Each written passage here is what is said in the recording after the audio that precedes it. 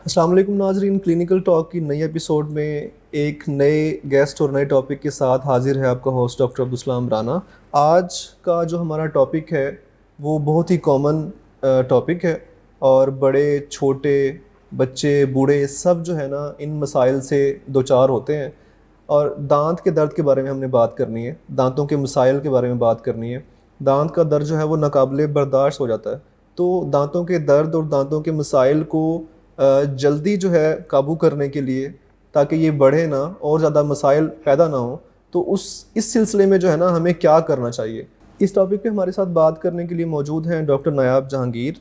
आप registered dental surgeon हैं और मुख्तलिफ़ यूनिवर्सिटीज़ में दरस व तदरीस के शोबे से वाबस्ता रही हैं और आजकल अपने एक प्रोजेक्ट पे काम शुरू किया हुआ है। डेंटल एस्थेटिक क्लिनिक के नाम से इनका सियालकोट में ही सेटअप है और वहाँ पे जो है ना अपनी सर्विसेज दे रही हैं। आइन से बात करते हैं। सबसे पहले तो आपको खुशामदीद मेरे शो में।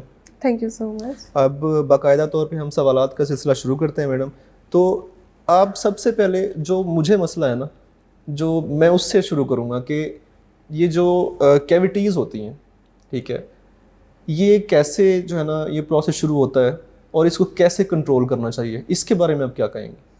कैविटी जो है जिसको उर्दू में कह सकते हैं खोर, ठीक है, ये एक बहुत कॉमन मसला है दांतों का। ठीक है, अच्छा, इसका प्रोसेस कहाँ से शुरू होता है? जब आप कुछ भी आपने खाया है, कोई भी शुगरी प्रोडक्ट, कोई आपने चीज़ खाई है, मीठी चीज़ें कोई भी आपने खाई हैं, आपने ब्रश किया, वो प्रॉपर ब्रशिंग नहीं हुई, काफ़ी देर वो वहीं पे लगी रही है, तो एक बैक्टीरियल, हमारे मुंह के अंदर बैक्टीरियाज होते हैं, ठीक है, वो उस शुगर कंटेंट को जो है वो फीड ऑफ कर कर तो वो बाद में एक एसिड रिलीज़ करते हैं। ठीक है, जो एसिड है वो इनेमल, जो एक दांत का हिस्सा है इनेमल, उसको वो इरोड करेगा और वहाँ पे कैविटी बना देगा। ठीक है, कैविटी जो है वो ब्राउन, ब्लैक या येलोइश स्पॉट्स में पहले स्टार्ट होती है और वो आहिस्ता आहिस्ता डीप होती जाती है और वो फिर सिविरिटी उसकी ये आती है कि जब वो बहुत डीप हो जाएगी, वो पल्प तक चली जाएगी, तो वो एब्सेस बनाएगी। ठीक है, और इसमें वही सिम्टम्स आ जाते हैं, पेन है, सेंसिटिविटी है, ठंडा गर्म लगना, ठीक है, ठीक हो गया, दांत में दर्द शुरू हो जाना, बाज़ औक़ात में पता भी नहीं चलता कि किस दांत में दर्द है, क्या है, आपको नज़र भी नहीं आती। ठीक है, वो इतना छोटा स्पॉट एक होता है। इसके अलावा कैलकुलस और जो गम डिजीज, इनके बारे में कुछ नाज़रीन को बताइएगा। अच्छा, कैलकुलस जो है, ये पेशेंट बहुत ज़्यादा हमारे पास आते हैं, कैलकुलस और गम डिजीज़ के आते हैं जिसमें ब्लीडिंग गम्स आ जाते हैं। ठीक है, अब जो कैलकुलस है वो आप कह रहे हैं कि एक टार्टर की फॉर्म है। ठीक है, टार्टर है, और वो कैसे बनता है? ये बायोफिल्म आपके दांतों के ऊपर होती है, जो भी आपने खाया है वो एक किस्म का कलेक्ट होता जाता है। ठीक है, वो जब आपने ब्रशिंग टेक्निक आपकी प्रॉपर नहीं है या वो बहुत टाइम से आपके दांतों के ऊपर मौजूद है, आपने ब्रश लेट किया या आपने किया ही नहीं है, ठीक है, सारी रात वो आपके मुंह पे लगा रहा है, तो वो एक हार्ड फिल्म बना देता है। ठीक है, उसको हम कैलकुलस कहते हैं। अब कैलकुलस जो है उसकी भी दो तरह की फॉर्म्स हैं। ठीक है, एक होता है सॉफ्ट कैलकुलस, होता है जो आपकी ब्रशिंग टेक्निक प्रॉपर करने से या ब्रश करने से उतर जाता है। ठीक है, एक हार्ड कैलकुलस होता है जो बहुत डार्क येलो या ब्राउनिश कलर में होता है, बाज़ों का तो वो ब्लैक कलर का भी होता है। ठीक है, वो जो है वो आपके ब्रश से, नॉर्मल रेगुलर ब्रशिंग टेक्निक से तो नहीं उतरता, लेकिन ये है कि आपको डेंटिस्ट के पास जाकर स्केलिंग करवाने से या किसी दूसरे प्रोसीजर से वो उतरवाना पड़ता है। अब कैलकुलस आपके दांतों पे आ गया, ठीक है, जब वो जब उसने गम्स तक पहुंच गया वो, ठीक है जी, मसूरों तक आ गया, तो मसूरों में वो जो है ना इन्फेक्शन भी एक तो कॉज करेगा और दूसरा ये कि ब्लीडिंग गम स्टार्ट हो जाएगी, सोजिश शुरू हो जाएगी। अब कैलकुलस में भी पेशेंट को बहुत ज़्यादा ठंडा गर्म महसूस होता है, कोल्ड ड्रिंक पीने से या ठंडा पानी पीने से भी बहुत ज़्यादा दांतों में झंझनाहट सी महसूस होती है। ठीक है, अच्छा, इनके जो है स्मोकिंग जो लोग करते हैं जी या गुटखा खाते हैं या पान खाते हैं ज़्यादा, तो उनके क्या इफ़ेक्ट होते हैं इस चीज़ पे? देखिए, स्मोकिंग का सबसे पहला इफ़ेक्ट तो ये है कि वो भी इनेमल वॉर्न आउट करता है। ठीक है, फिर ऊपर से मसूरों से खून निकलना एक अलार्मिंग सिचुएशन है आपके लिए। ये तो बहुत ज़्यादा कॉमन है कि इवन हम ब्रश करते हैं तो ब्लीडिंग हो रही होती है। वो इस वजह से है कि कैलकुलस है, ठीक है, आपके दांतों पे आपकी ब्रशिंग टेक्निक प्रॉपर नहीं है, सुबह उठना, सिर्फ हार्डली 10-15 सेकंड के लिए ब्रश करना, ये एक प्रॉपर टेक्निक नहीं है आपके ब्रश करने की। ठीक है। आपने सुबह उठ के अगर आप चाहते हैं आपके दांत मजबूत रहें, कैलकुलस ना आए, तो उसके लिए आपको लगातार 2 मिनट के लिए ब्रश करना चाहिए। अच्छा। ठीक है। और वो भी सॉफ्ट ब्रिस्टल वाला ब्रश लें, सर्कुलर मोशन में ब्रश करें। ठीक है। तो फिर ही आप कैलकुलस या इस तरह मसूरों की बीमारी से बच सकते हैं। ठीक हो गया मैडम। अच्छा, अब मेरा स्पेसिफिकली ना बच्चों की जो दांतों के मसाइल हैं उनके हवाले से मैं आपसे सवाल करूँगा, क्योंकि माएँ जो हैं वो बहुत कंसर्न होती हैं ना अपने जी। बच्चों के, ख़ास तौर पे जब बच्चे के दांत निकल रहे होते हैं। तो थोड़ा सा इस बारे में बताइए कि दांत जब बच्चे के निकलते हैं तो वहाँ से लेके और फर्दर माओं को क्या चाहिए, किस तरह उनकी ओरल हाइजीन जो है बच्चों की, उसको किस तरह उन्होंने मेंटेन रखना है? देखिए, जैसे ही बच्चा 6 माह का होता है या 6 से 8 माह लग जाते हैं, उसका ना लोअर सेंट्रल इंसाइजर निकलते हैं। ठीक है। ये बच्चे के दूध के दांत हैं जो पहले निकले हैं। ठीक है। अब ये कि पहले दांत निकले हैं, बच्चा चीनी वाला दूध भी पी रहा है, फॉर्मूला मिल्क पी रहा है, उसमें भी शुगर है। ठीक है। इसके अलावा उसने सिरिलैक खा रहा है, वो भी स्टिकी होता है, वो भी दांतों पे चिपक जाता है। अब माओं को क्या करना चाहिए, इतना छोटा बच्चा ये खुद तो ब्रश नहीं करेगा। ठीक है। अब ये स्पिट भी नहीं करेगा। ठीक है। थूकेगा भी नहीं, तो आप ये भी नहीं कर सकते कि उसको पेस्ट लगा दो। ठीक है। अब माओ ने ये करना है कि उनकी आपने कोई भी मलमल का कपड़ा लेकर उसको अच्छी तरह स्टेरिलाइज कर लें, बॉइलिंग वाटर में आप उसको धो लें, धो के वो अपने फिंगर पर लपेट कर, तो उससे बच्चे के दांत जो है रात को सोने से पहले या सुबह वो उठता है तो आप साफ कर लें। ठीक है। बजाय इसके कि आप टूथब्रश इतने छोटे बच्चे में इस्तेमाल करें, तो आप ये तरीका जो है ना इस्तेमाल कर लें। तो बाज़ बच्चे के जो है ना वो बाज़ दफ़ा क्या अक्सर औक़ात ही जब बच्चे के दांत निकल रहे होते हैं तो वो बड़े इरिटेट होते हैं और तंग करते हैं। इवन मैं खुद के भी, मेरे बेटी है माशाल्लाह, तो बड़ा तंग उसने किया। तो उसके लिए कोई सजेशन देंगी क्या करना चाहिए? उसके लिए ये है कि एक तो जब टीथिंग की एज आती है, ठीक है, तो माओ को चाहिए बच्चों को फ्रूट्स हार्ड, ठीक है, जैसे एप्पल है या गोवा ले लें। ठीक है। इस तरह के हैं। वेजिटेबल्स में गाजर है, मूली है, ठीक है, शलजम है, ये चीज़ें आप बच्चों को, वो ना गाजर है तो वो पूरी ऐसे पकड़ा दे, ताकि वो टीथर की जगह आप बच्चों को ये चीज़ें दें, ताकि वो ऑल टाइम उसको चबाते रहे, उसके मसूड़े नरम हो और दांत इजीली उसके इरप्ट हो जाए। अच्छा, तो डॉक्टर साहबा, जो बच्चे होते हैं इम्यूनो कम्प्रोमाइज्ड, जिस तरह डायबिटिक हैं जो लोग हैं, या फिर जो हीमोफीलिया के बच्चे हैं, ठीक है, मैं एक ही जनरली आपसे क्वेश्चन पूछ रहा हूँ उनके बारे में कि जो इम्यूनो कम्प्रोमाइज्ड हैं तो उनकी ओरल हाइजीन उनको कैसे मेंटेन रखनी चाहिए, या वो क्या कर सकते हैं, घर पे क्या कर सकते हैं, और आपके पास उनको किस टाइम आने की ज़रूरत है? देखिए, जो इम्यूनो कॉम्प्रोमाइज पेशेंट हैं, जिसमें डायबिटिक पेशेंट आ जाते हैं, हीमोफीलिया के हैं, बच्चे भी हैं, बड़े भी हैं। ठीक है। इसके अलावा जितने भी ब्लीडिंग डिसऑर्डर है अगर किसी को, उसमें ये है कि एक तो ये है कि अगर आपको कोई भी अनयूजुअल चीज़ अपने मुंह में महसूस हो रही है, कोई छाला बन जाना, ठीक है, और वो भी 1 हफ्ते से ज़्यादा आपके मुंह में है, या ब्लीडिंग, बेवजह ब्लीडिंग शुरू हो गई है, तो फिर तो ये है कि आप डेंटिस्ट को चेक करवाएं।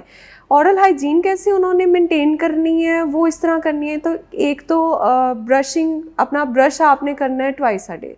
ठीक है। सुबह मॉर्निंग में आपने नाश्ते से पहले कर लें या नाश्ते के बाद कर लें, उसके बाद रात को सोने से पहले। ठीक है। नंबर 1 ये। नंबर 2, जो भी टूथपेस्ट यूज़ करें उसमें फ्लोराइड होना चाहिए। ठीक है। नंबर 3, आप अपना ब्रश जो है वो फ्रीक्वेंटली चेंज करते रहें। ठीक है। अच्छा, ये थोड़ा सा बताइएगा, ब्रश मतलब कितने टाइम में चेंज करना चाहिए, या फिर आपको हार्ड ब्रश वो जो नॉर्मली आता है, या सॉफ्ट ब्रश यूज़ करना चाहिए? देखिए, सॉफ्ट ब्रिस्टल वाले ब्रश जो है ना, वो हम हीमोफीलिया के पेशेंट हैं, इनके लिए, जिनको ब्लीडिंग डिसऑर्डर है, उनके लिए हम कहते हैं सॉफ्ट ब्रिस्टल वाले यूज़ करें, या जो बच्चे हैं उनमें हम सॉफ्ट ब्रिस्टल वाले यूज़ करने को कहते हैं। बाकी जिस तरह डायबिटिक पेशेंट हैं या आम आप है, मैं हूँ, तो हम लोग हार्ड ब्रिस्टल वाले ही यूज़ करते हैं। ठीक है।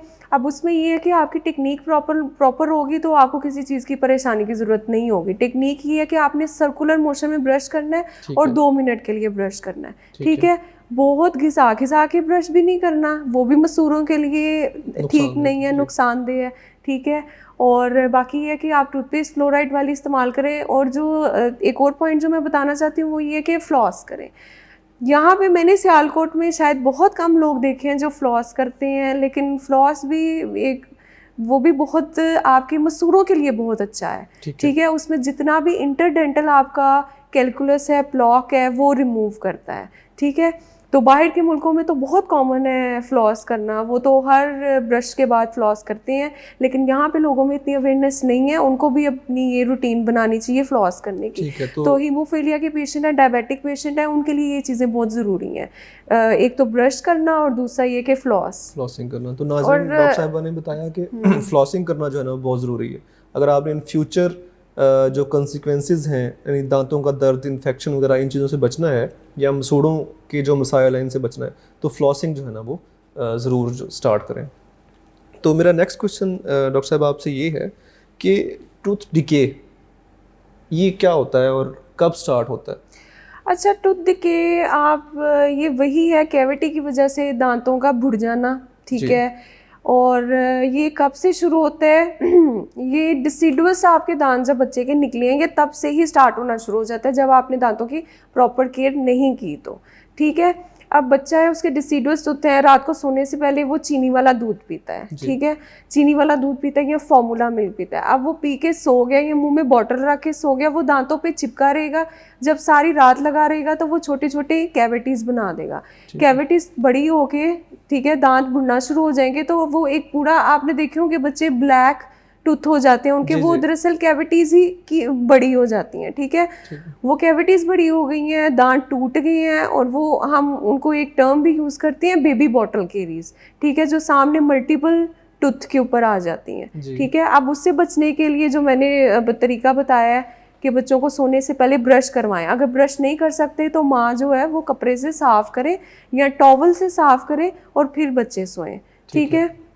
और बाकी ये कि वैसे भी दूध में चीनी कम डाल कर दें, बच्चे को शहद डाल दें, ये चीज़ें डाल कुछ एरियाज होते हैं जहाँ पे टूथ के प्रॉब्लम ज़्यादा होते हैं, मतलब ब्लैक हो जाते हैं, पूरी फैमिलीज़ के जो बच्चे हैं उनके जो दांत हैं वो सामने से ब्लैकिश नज़र आ रहे होते हैं।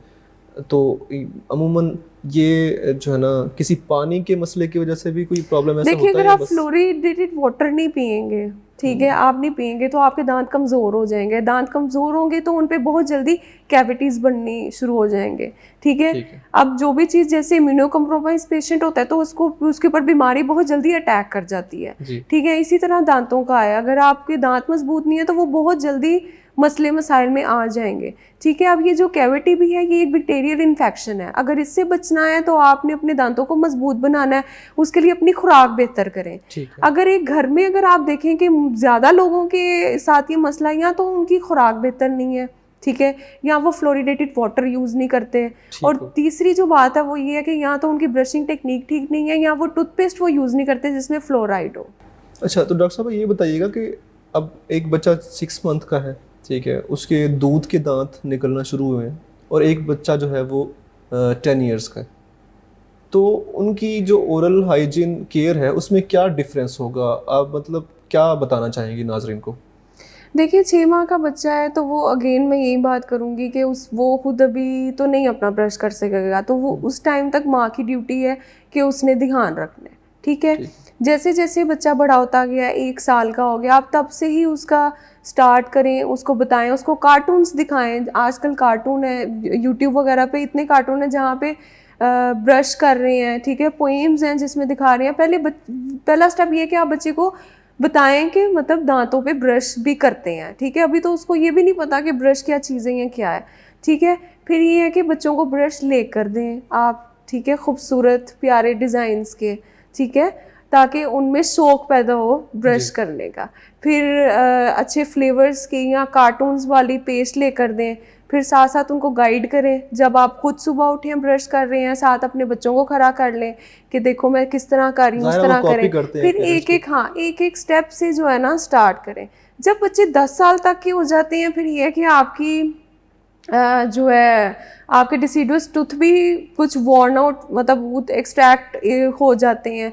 उसमें यह है कि जब परमानेंट बच्चे के दांत आए हैं तो पहले तो ये है कि देखें कि वो सीधे आ रहे हैं, ये तो नहीं डिसीडुअस तो दूध का दांत मुंह में पड़ा है और पीछे से आपका परमानेंट टूथ आ रहा है और वो टेढ़ा आ रहा है, ठीक है। अगर ऐसी सिचुएशन हो रही है तो आप फ़ौरन डेंटिस्ट को चेक करवाएं, ठीक है। हम फिर डिसीडुअस तो उस टाइम पे अगर उसको एक्सट्रैक्ट करना हो तो वो हम फ़ौरन एक्सट्रैक्ट कर देते हैं, ठीक है।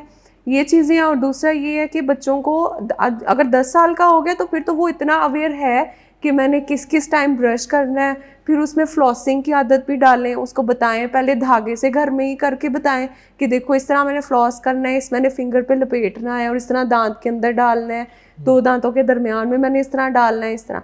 बाकी ये कि आजकल मीडिया इतना स्ट्रॉन्ग है और उस पर हर चीज़ है, तो आप बच्चों को पहले कार्टून के थ्रू दिखा के, ताकि उसमें शौक पैदा हो। ये नहीं कि वो तंग आ जाए, कि ज़ोर ज़बरदस्ती से तंग आ जाए कि ये क्या मुझे सुबह उठना पड़ रहा है या मैं ब्रश करना है, ठीक है। जब उसमें खुद शौक डेवलप होगा, हाँ, जब शौक डेवलप होगा तो वो फिर खुद ही करना शुरू होगा। अच्छा हाँ, और साथ बच्चे को ये भी बताएं कि वो ब्रश नहीं करता तो उसके मुंह से स्मेल आती है, ठीक है। अब वो स्कूल में जाएगा, 7 बच्चे बैठेंगे, उनको भी स्मेल आएगी, वो यकीनन अवॉइड करेंगे उसके साथ बैठना। जब आप बच्चे में ये माइंड में उसके डालेंगे ना, तो वो यकीनन अपने आप की केयर करना शुरू कर देगा। और मैं मेरे क्लिनिक आए काफ़ी पेशेंट आते हैं, तो मैं उन सबको बताती हूँ कि जब आप अपने पहनने ओढ़ने पे इतना ध्यान देते हैं और आप अपने आप को संवारने पे इतना ध्यान देते हैं, तो आपको अपने दांतों पे भी ध्यान देना चाहिए। क्योंकि आप किसी के साथ भी बैठें, गुफ्तगू करें, बात करें, तो सबसे पहले तो आप उसके करीब बैठे हैं तो मुंह से बदबू आए तो वो वैसे ही बहुत वियर्ड लगता है, ठीक है। आप वैसे ही उस इंसान से दूर भागना शुरू कर देते हैं। ये उसी तरह है कि कोई नहाए बगैर आके आपके साथ बैठ जाए, ठीक है। तो अभी आपने सांस की जो बदबू है उसकी बात की ना, बैड ब्रेथ भी इसको हेलिटोसिस जी, तो इसकी क्या मतलब वजूहात हो सकती है? इसकी वजूहात में जो मेन वजह है वो ये है कैलकुलस है, ठीक है, और साथ ब्लीडिंग गम्स हैं। जिनको कैलकुलस होता है, डीप कैलकुलस है, ब्लीडिंग गम्स हैं, उनमें हेलिटोसिस बहुत कॉमन है, ठीक है। मुंह से बदबू आनी शुरू हो जाती है। अब ऑब्वियसली कैलकुलस है तो वो बैक्टीरियाज हैं उसके अंदर, ठीक है, बैक्टीरिया फॉर्मेशन है, बैक्टीरिया है। अब वो इतने अरसे से मुंह के अंदर है, वो बदबू निकालेगा, ठीक है। मसूरों से ब्लीडिंग वैसे ही आपकी होती है, आपने ब्रश किया, ब्लीडिंग हो रही है, तो वो मिलके एक बहुत गंदी स्मेल बनाते हैं, ठीक है। और हेलिटोसिस के पेशेंट जो है वो उसका हम जो ट्रीटमेंट करते हैं वो ये है कि आफ्टर 6 मंथ एक तो उनको बुलाते हैं अपने क्लिनिक में, ठीक है। स्केलिंग उनकी लाजमी होती है और उनको फ्लॉस उनके लिए बहुत ज़रूरी है, फ्लॉसिंग, ठीक है। तो डॉक्टर साहब, मैं आपसे ये पूछना चाह रहा था कि जिन ख़वातीन के या जो लड़के हैं कॉलेज गोइंग जो बॉयज़ हैं, तो उनके दांत जो टेढ़े होते हैं, ठीक है, उनके लिए आप लोग क्या करते हैं? हम देखिए ऑर्थो ट्रीटमेंट है, ठीक है। आपने देखा होगा ब्रैकेट्स और वायर्स के ज़रिए हम उनके दांत जो हैं वो सीधे करते हैं, ठीक है। अब इसमें ये है कि अगर शुरू में जैसे 10 साल का बच्चा है या 12-13 साल का बच्चा है और उसके दांत टेढ़े आपको महसूस हो रहे हैं, तो आप फ़ौरन डेंटिस्ट को चेक करवाएं। वो वहीं पे उनका ट्रीटमेंट प्लान बना देंगे हम, ठीक है। गाइड कर देते हैं कि आपने कब आना है और आपने कब इसका ऑर्थो ट्रीटमेंट स्टार्ट करवाना है। वैसे जो आइडियल एज है वो ये है कि आप 9-10 साल के बाद स्टार्ट करें, ठीक है। और 18 साल जो है ना जी, ठीक है, वहाँ से आपने स्टार्ट कर दिया ऑर्थो ट्रीटमेंट प्रॉपर, ठीक है। क्योंकि 18 साल तक ये है कि उसके सब दांत जो है ना 32 के 32 आगे होते हैं। विजडम टूथ लेट आते हैं लेकिन बाकी दांत आगे होते हैं, ठीक है। उसमें ये है कि एक आइडियल एज है आपके ऑर्थो ट्रीटमेंट की।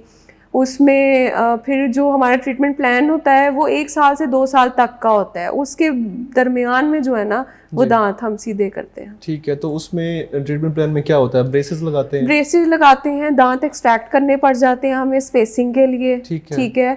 प्रीमोलर हम एक्सट्रैक्ट करते हैं स्पेस बनाने के लिए, क्योंकि ऑब्वियसली क्राउडिंग है और उसको हमने रिलीज़ करना है तो हमें स्पेस चाहिए।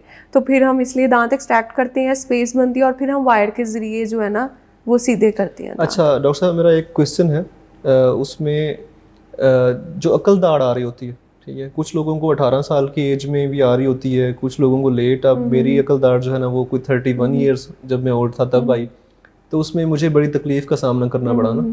तो नाजरीन को इसके बारे में थोड़ा बताइएगा कि इसके अगर मसले मसाइल दरपेश हों तो क्या करना चाहिए, मतलब जब अकल दाढ़ निकल रही हो तो उसके क्या ऑप्शंस हैं? ऑप्शन सबसे पहला ये है कि अगर आपको महसूस हो रहा है कि आपकी दाढ़ ठीक नहीं निकल रही, ठीक है, मोस्टली जो है वो टेढ़ी निकलती है, कुछ लोगों की ऑपोजिट डायरेक्शन में निकलनी शुरू हो जाती है, स्पेस नहीं होती इस वजह से, ठीक है। आपकी ओरल कैविटी में इतनी स्पेस नहीं है थर्ड मोलर के लिए और वो इस वजह से उसका वो टेढ़ा निकल रहा है, तो फिर आप डेंटिस्ट को चेक करवाएं। हम ओपीजी करवाते हैं, हम एक्सरे करते हैं, उसके ज़रिए हम देख के और फिर ट्रीटमेंट प्लान बनाते हैं, ठीक है। अगर वो उसमें स्पेस ओरल कैविटी में नहीं है तो फिर हमें दांत एक्सट्रैक्ट करना पड़ जाता है, ठीक है। बाजू का थर्ड मोलर जो है इम्पैक्टेड होता है, मतलब आधा वो अंदर बोन के अंदर ही होता है और आधा जो है वो बाहर होता है। उसकी वजह से पेशेंट को पेन भी बहुत फील होती है, क्योंकि वहाँ एक पॉकेटिंग बन जाती है, खाना भी फंसेगा, हर चीज़ वहाँ जाएगी। तो अब जब उसका बहुत तकलीफ दे, अगर वो इशू है तो फिर उसमें ये है कि या तो हम अपर्क्यूलेक्टमी कर देते हैं, हम वहाँ से मसूरा थोड़ा सा काट देते हैं ताकि दांत जो है ना वो प्रॉपर ओरल कैविटी में ऊपर बाहर आ जाए। ठीक है। अगर वो नहीं हो सकता, ओपीजी में हमें वैसे भी डायग्नोस हमें हो जाता है, अगर वो नहीं हो सकता फिर हम एट द एंड एक्सट्रैक्ट हमें करना पड़ जाता है। डॉक्टर साहब बहुत शुक्रिया, आप मेरे शो में तशरीफ़ लाई। हमारी रिवायत है कि हम अपने गेस्ट से ज़रूर पूछते हैं कि आपका जो विज़िट था सुंदर फाउंडेशन का वो कैसा रहा, क्या फ़ील किया आपने यहाँ के? अल्हम्दुलिल्लाह मुझे बहुत अच्छा लगा। पहले तो आपका बहुत शुक्रिया मुझे इनवाइट करने का, और मुझे बहुत अच्छा लगा। ये एक बहुत अच्छा इदारा है और मेरे हाल और आप बहुत अच्छा काम कर रहे हैं यहाँ बैठकर। Thank you. और मुझे बड़ी खुशी हुई इसको देखकर। दूसरा जो हम सवाल करते हैं अपने प्रोग्राम के बारे में, हमारा एक अवेयरनेस प्रोग्राम है जिस प्लेटफॉर्म पे हम बात कर रहे हैं। जी। तो क्लिनिकल टॉक के बारे में आप क्या कहना चाहेंगी? आपको इसको कंटिन्यू एक तो करना चाहिए, ये एक बहुत आपने अच्छा प्रोजेक्ट एक शुरू किया है। ठीक है। क्योंकि सब लोग बैठकर देखते हैं, उनको एक तो इन्फॉर्मेशन काफ़ी मिलती है, घर में सॉल्यूशंस मिल रहे घर में बैठ के खवातीन को बैठकर बहुत इन्फॉर्मेशन मिलती है। जैसे अब मैं बैठी हूँ, मुझे उम्मीद है इनसे सबको इन्फॉर्मेशन भी मिली होगी, एक नॉलेज भी मिला होगा। तो ये है कि इसको कंटिन्यू आपको करना चाहिए। और बहुत शुक्रिया आपको, दोबारा भी इंशाल्लाह हम ज़रूर ज़हमत देंगे अगर आप टाइम देंगी तो। ज़रूर इंशाल्लाह। तो नाज़रीन, प्रोग्राम जो है ना इसमें टाइम हमारा ख़त्म होने के करीब है, तो मैं आपसे इजाज़त चाहूँगा। नेक्स्ट प्रोग्राम में इंशाल्लाह किसी नए टॉपिक और नए गेस्ट के साथ मुलाकात होगी। तब तक के लिए इजाज़त दीजिएगा। अल्लाह हाफ़िज़।